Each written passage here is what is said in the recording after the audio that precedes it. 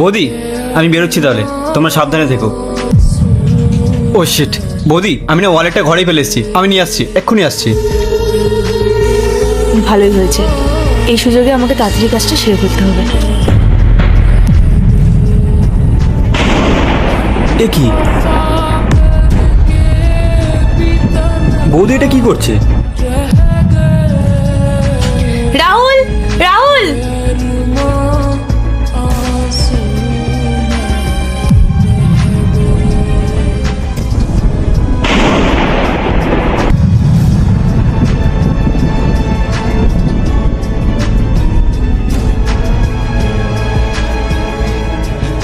রাহুল, দেখো দেখো, তোমার আদরের ভাই এই বাড়ি থেকে টাকা চুরি করে পালাচ্ছে। বৌদি তুমি কি বলছো? এটা আমি নিজের বাড়িতে টাকা কেন চুরি করতে যাবো? আমি ঠিকই বলছি, নিজের দাদার টাকা চুরি করে এখন সাধু সাজা নাটক করছো। আমি নিজের চোখে দেখেছি তুমি আলমারি থেকে টাকা চুরি করেছো। বৌদি তুমি কোন টাকার কথা বলছো? আমি তো কিছুই বুঝতে পারছি না। তুমি প্লিজ আমার নামে এমন মিথ্যে অপবাদ দিও না। আর আমি দাদার টাকা কেন চুরি করতে যাবো? রাহুল, তুমি আমার কথা বিশ্বাস করছো না তাই না? আমি নিজের চোখে দেখেছি তোমার আলমারি থেকে ওকে টাকা চুরি করতে। আমি ওকে বাধা দিতে গেছিলাম, তাই জন্য ও এখন আমাকে মিথ্যাবাদী বানাচ্ছে। রাজ, একদম মিথ্যে কথা বলবি না। আমি তোকে কত ভালোবাসতাম, আর তুই আমার টাকায় চুরি করলি। তুই যদি সত্যিই চুরি করে থাকিস না, মনে রাখিস ভাই বলে আমি আজকে তোকে ক্ষমা করে দেবো না। দুইটি ছবির ভেতর থেকে যে কোনো একটি ছবিকে ভালোবেসে থাকলে ভিডিওতে লাইক করে চ্যানেলটি সাবস্ক্রাইব করে দাও। আর যদি না করো তাহলে বুঝবো তোমরা ছবি দুটিকে ভালোবাসো না। কমেন্টে লেখো আমি। দাদা তুইও আমাকে অবিশ্বাস করছিস? আরে এটা তো আমার নিজেরও বাড়ি, আমি নিজের বাড়ি থেকে টাকা চুরি করব? আর সব থেকে বড় কথা, আমার দাদার কাছ থেকে টাকা চুরি করব?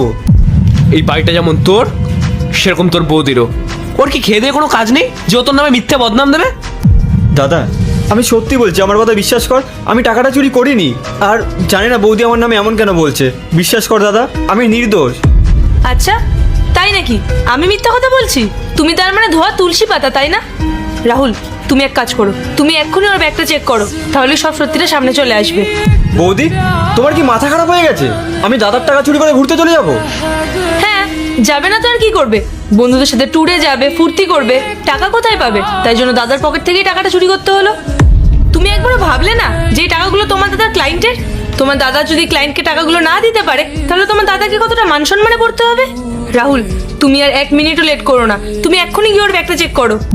বৌদি তোমার কোথাও একটা ভুল হচ্ছে। তুমি এই ব্যাগের কথা বলছো? আরে এখানে দাদার টাকা তো দূরের কথা, এই ব্যাগের মধ্যে তো আমার নিজের জামা কাপড় পর্যন্তই নেই। রাহুল, আমি তোমাকে আবারও বলছি, ব্যাগটা একবার চেক করো।